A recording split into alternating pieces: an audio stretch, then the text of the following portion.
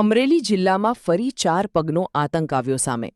લીલિયાના અંટાળિયા નજીક જંગલના વીડી વિસ્તાર નજીક સિંહનો હુમલો.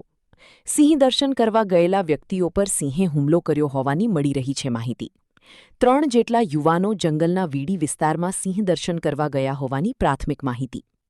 સિંહ બેલડીના મીટિંગ પીરિયડમાં ખલેલ પહોંચતા સિંહે હુમલો કર્યો હોવાની માહિતી.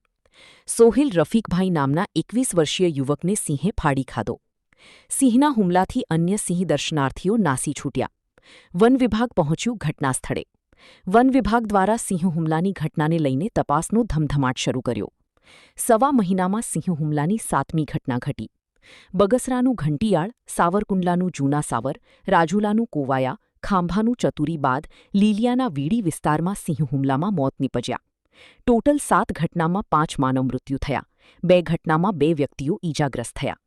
રાજુલાના વડ અને સાવરકુંડલાના ઠવી ગામે સિંહ હુમલામાં થઈ હતી માનવ ઈજાઓ.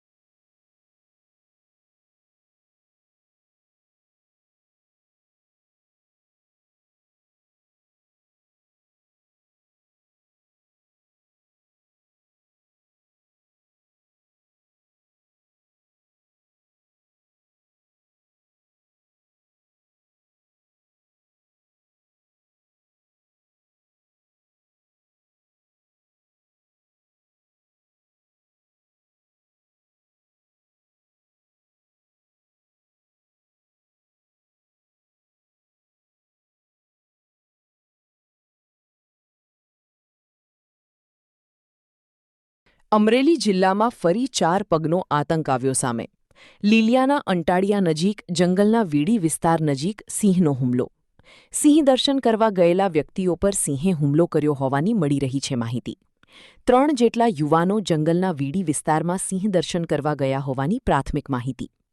સિંહ બેલડીના મીટિંગ પીરિયડમાં ખલેલ પહોંચતા સિંહે હુમલો કર્યો હોવાની માહિતી. સોહિલ રફીકભાઈ નામના 21 વર્ષીય યુવકને સિંહે ફાડી ખાધો. સિંહના હુમલાથી અન્ય સિંહ દર્શનાર્થીઓ નાસી છૂટ્યા. વન વિભાગ પહોંચ્યું ઘટના સ્થળે. વન વિભાગ દ્વારા સિંહ હુમલાની ઘટનાને લઈને તપાસનો ધમધમાટ શરૂ કર્યો. સવા મહિનામાં સિંહ હુમલાની 7મી ઘટના ઘટી. બગસરાનું ઘંટિયાળ, સાવરકુંડલાનું જૂના સાવર, રાજુલાનું કોવાયા, ખાંભાનું ચતુરી બાદ લીલિયાના વીડી વિસ્તારમાં સિંહ હુમલામાં મોત નીપજ્યા.